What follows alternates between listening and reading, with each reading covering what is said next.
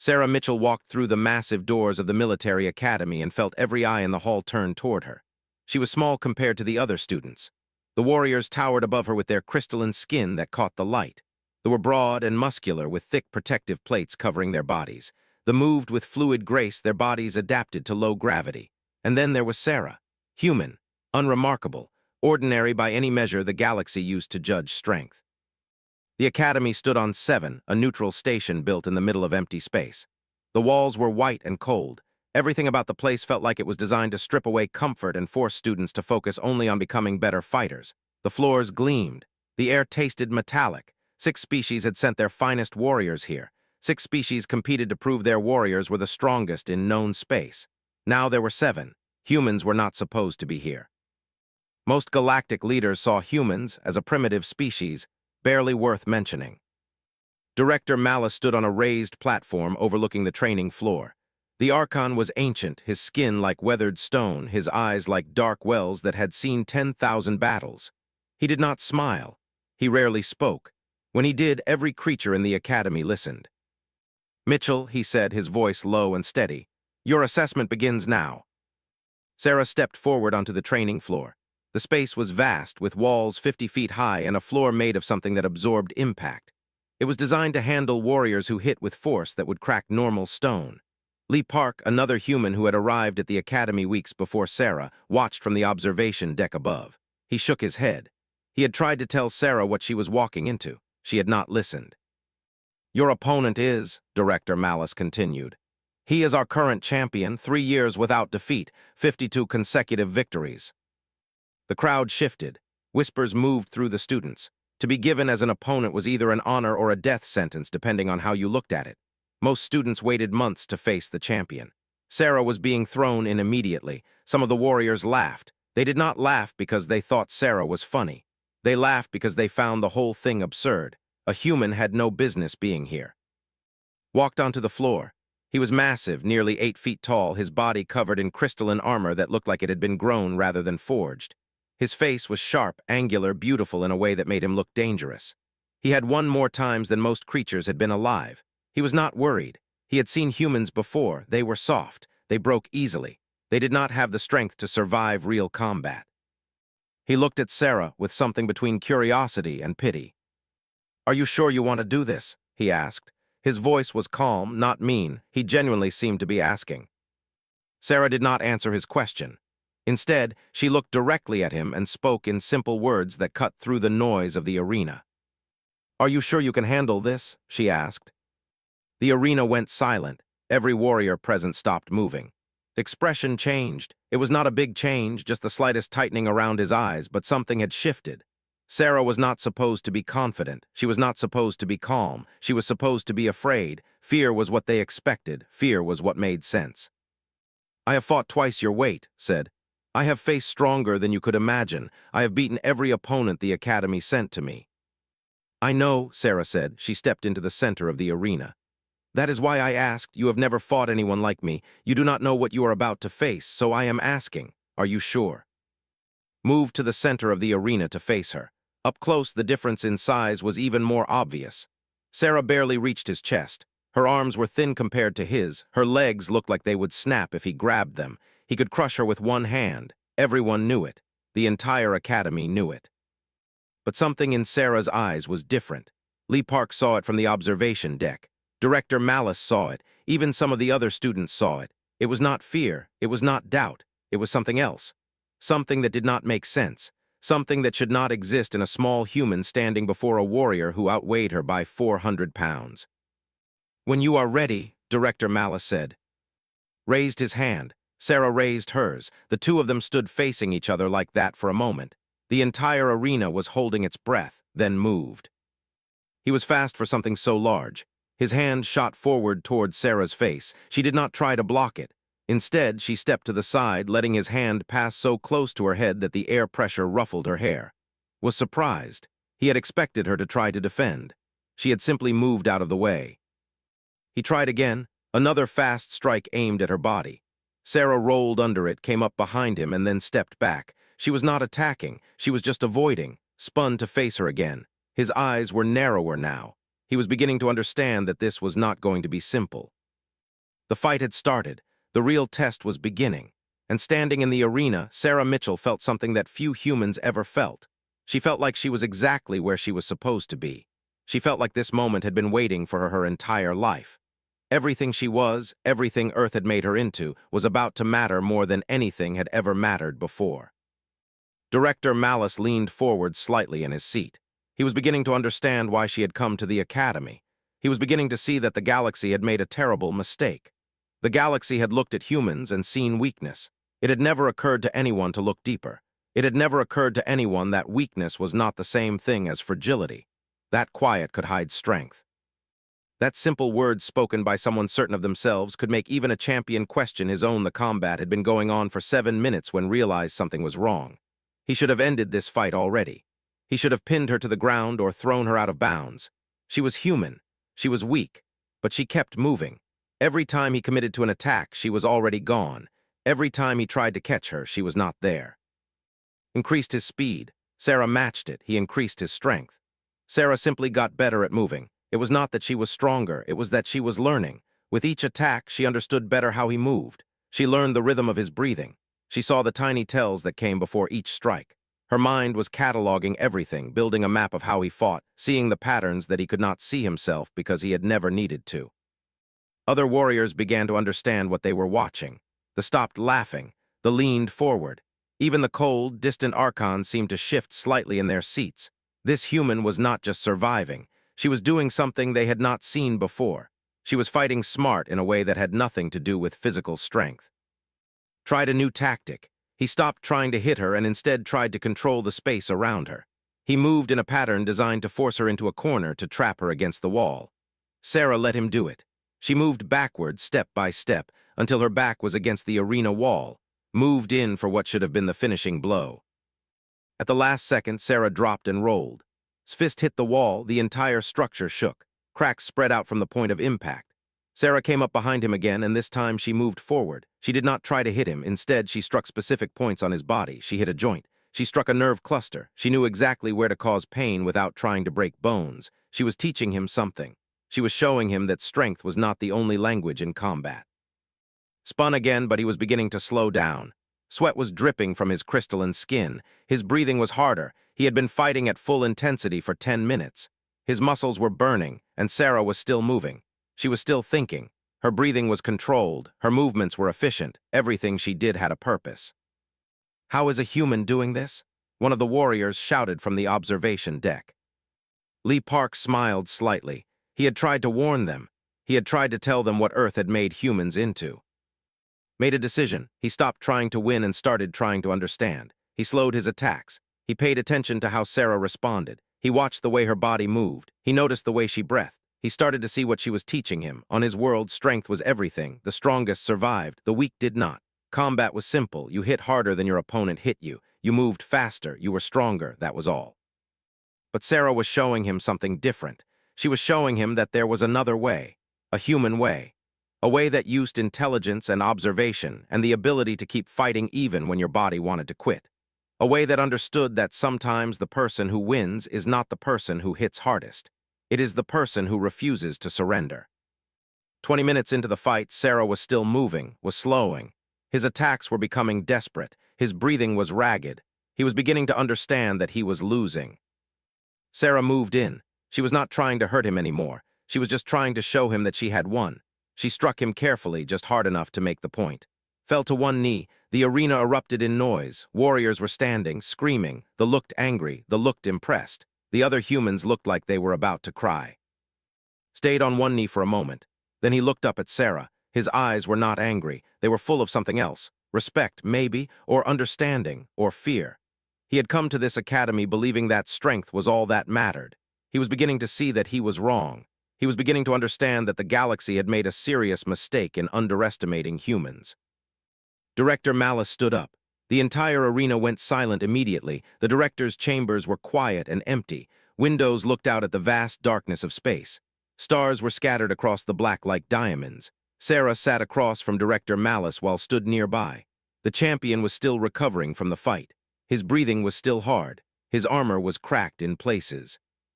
"Why did you come here?" Director Malice asked. He was not asking Sarah, he was asking. The warrior took a moment to answer, "Because I do not understand what just happened." "Good," Director Malice said. "Then you will listen to what she has to say." Sarah looked at, for the first time since the fight, she smiled. "Earth is a hard world," she said. Her voice was steady and calm. "We have not always had walls to protect us. We have not always had technology to control our environment. For millions of years, humans lived in nature where everything wanted to kill us. Animals wanted to kill us. Weather wanted to kill us. Hunger wanted to kill us. Disease wanted to kill us." Listened, he had never heard about Earth this way. To him, humans were a species that had evolved on a planet with good conditions. Humans were weak because they were lucky enough to not face real challenges. "Other species evolved differently," Sarah continued. "They evolved on a world where strength was valuable, where you became strong and that made you safe. They evolved the same way. But humans evolved on a world where being smart mattered more than being strong, where cooperating with others mattered more than being the strongest individual, where refusing to give up even when everything was against you was the difference between your family surviving and your family dying." She stood up and walked to the window. She looked out at the stars. "On Earth, if you give up, you die. If you give up, your children die. If you give up, your tribe dies. So humans learn to not give up. We learn to keep fighting even when we should be dead. We learn to think our way through problems because we could not overpower them. We learn that the person who survives is not always the strongest. It is the person who wants to survive most. It is the person who understands that suffering is temporary but surrender is permanent." Sat down, he was beginning to understand. The fight with Sarah had not been about physical strength. It had been about something else. Something that he had never been trained to understand. She had fought like someone who had been taught that losing meant more than just losing. It meant the end of everything she cared about. "You came to this academy to teach us something?" Director Malice said. It was not a question. "I came to show that we exist," Sarah said. "I came to show that humans are worth knowing, worth understanding, worth having as allies instead of dismissing as weak." Director Malice stood. He walked to the window beside Sarah. For a long time he said nothing. He simply looked out at the stars. When he finally spoke, his voice was different. It was harder. It carried weight. "The Academy exists to identify the species that will survive what comes next," he said. "The Council has detected something beyond known space. Something is moving toward us. Something old and powerful and hostile. No single species can fight it alone. The strongest warriors from each species compete here. The winners are offered positions on the Galactic Defense Council. We chose this system because we believed the strongest warriors would also be the best allies in war." He turned to face Sarah. The Crucible was not a physical place. It was a simulation so complete that the human brain could not tell the difference between it and reality. Sarah and stood together in the center of a frozen wasteland. Ice covered the ground. Wind howled around them. The temperature was deadly. 12 hours, a voice said. It came from everywhere and nowhere. The voice of the Academy itself. "Survive, protect each other, complete this and you move forward, fail and you stay here forever." Sarah looked at. The champion looked more afraid now than he had during their fight. "Stay close," Sarah said. "Do not panic, fear makes you stupid." They began walking. The ice was treacherous, slipped twice. Sarah caught him both times. They needed shelter, they needed fire, they needed a way to survive the cold. Sarah studied the landscape. She saw a ridge in the distance. She pointed. "There, we climb and find protection on the other side." It took 2 hours to reach the ridge. By the time they got there, was exhausted. The cold was affecting even his crystalline body. Sarah found a cave. She blocked most of the entrance with rocks, used his strength to gather ice and compress it into a wall. Sarah found dry branches somehow preserved in the cave. She created fire using techniques that humans had known for thousands of years. "Where did you learn this?" asked as he sat by the fire. "Every human learns this," Sarah said. "We learn how to survive. It is taught to us from the time we are born. It is not weakness to need help. It is not shame to be cold or hungry. It is only failure if you stop trying." Understood, on his world, admitting you were weak was shameful. Asking for help was defeat. But Sarah showed him that survival was not about pride. It was about continuing to exist no matter what tried to kill you. 6 hours into the trial, the simulation changed. Toxic gas began to fill the valley below them. It moved like a living thing creeping up the mountain. They had to move higher. They had to find a better shelter. They were exhausted, wanted to give up. His body was screaming for rest. His mind was breaking under the pressure. Sarah grabbed his hand. No, she said. You do not get to quit, not now, not ever, you understand? I am not leaving you. We survive together or we do not survive. That is the choice, but we do not quit. Something in her voice made him understand. She was not forcing him forward. She was promising him that they would do this together. That mattered in a way he had never experienced before. On his world, everyone fought alone. Cooperation was just an agreement to not kill each other. But Sarah showed him something different. She showed him that humans fought for each other. That sometimes the reason you keep going is not because you want to survive. It is because someone else is depending on you to survive. They climbed higher, they found another shelter. Hours passed. The simulation threw everything at them. Predators that did not exist in real space, storms that should have killed them, hunger, thirst, pain, cold so intense it felt like it was burning. 8 hours in, a new crisis emerged. The simulation showed them another team trapped on the other side of a collapsing bridge. They could reach the finish line if they left the other team to die. Pointed this out. We could survive, we could win, we just have to leave them. Sarah looked at the other team. Young warriors, one was injured badly, one was trying to help carry the other. We saved them, Sarah said. That is suicide, said. We will fail, we will both be left in the crucible forever. Yes, Sarah said, probably, but we saved them anyway. She ran toward the bridge, watched her go. For a moment he stood alone, then he understood.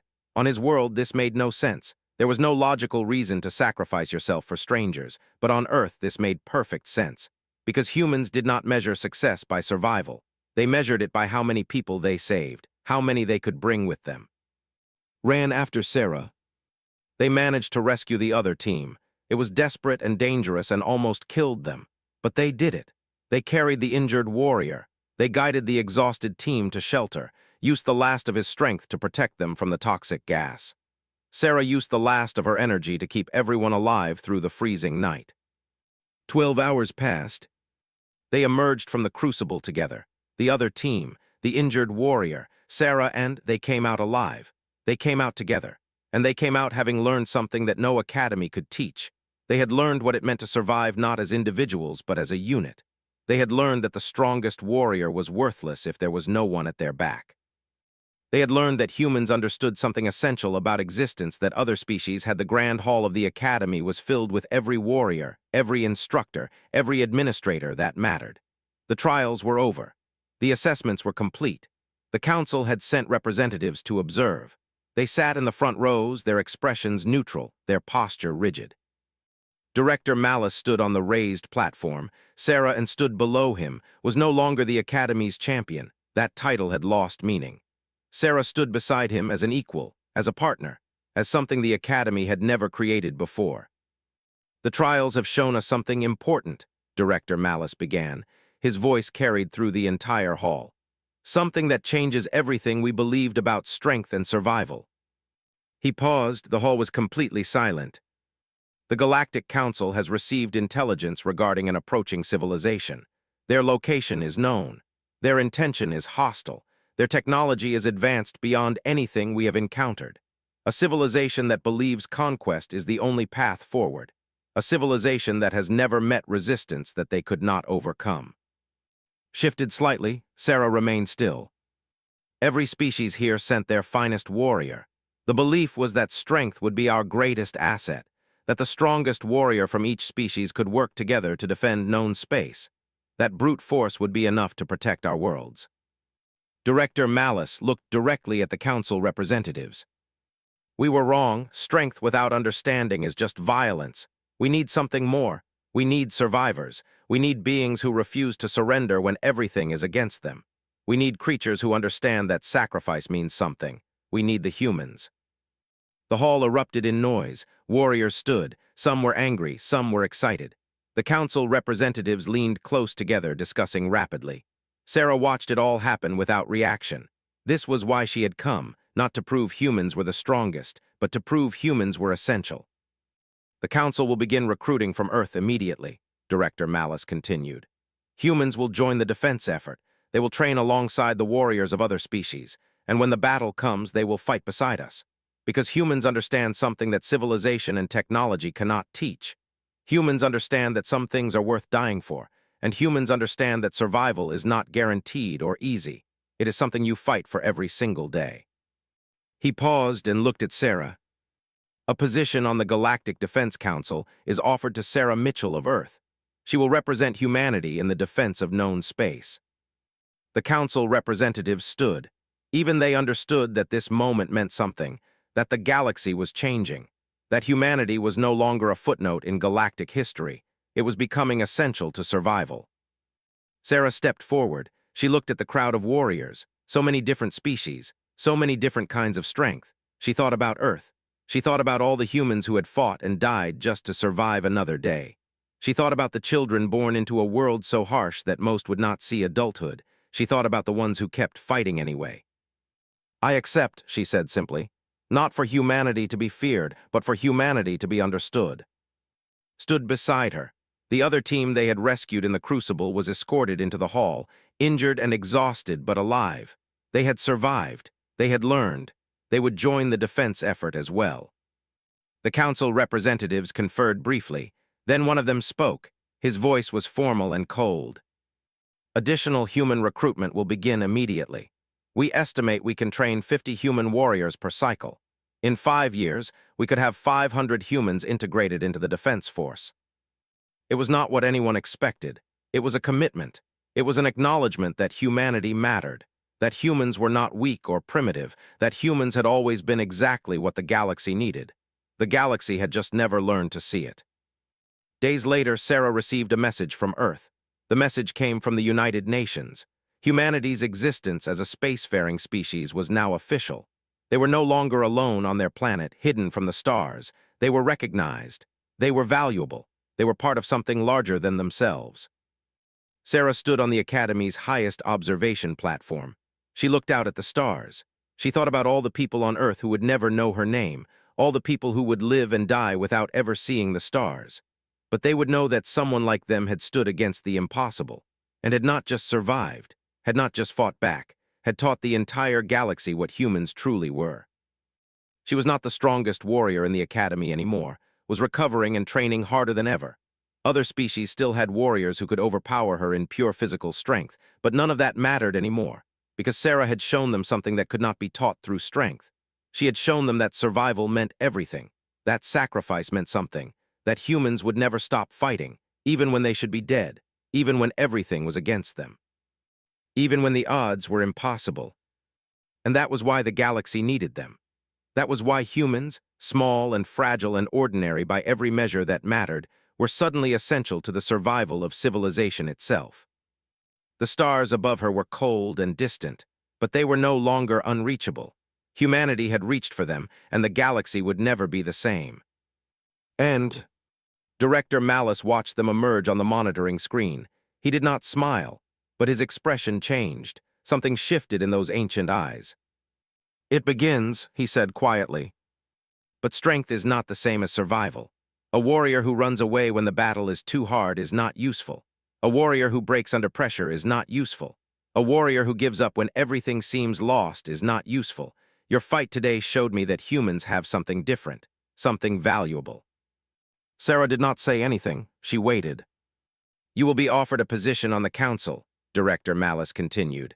"But before that can happen, you must complete the final trial, the Crucible. You will not do it alone. We'll do it with you." Stood up, his eyes showed doubt for the first time. "Director, I am not sure." "You will learn from her," Director Malice said. "You will learn what it means to survive, not as a champion, as a human being." "Enough," he said. His voice was like stone. "The trial is over." Sarah helped to his feet. The champion was a head taller than her. He was covered in crystalline armor. He was one of the most powerful warriors in known space, and he was looking at a small human woman like she had just shown him something fundamental about the universe that he had never understood before. Director Malice descended from his platform. He approached the training floor. His footsteps echoed. No one spoke. No one moved. He looked at Sarah. He looked at, then he spoke. "The rest of your trial will proceed. Come with me, both of you." The battle continued, and the Academy watched.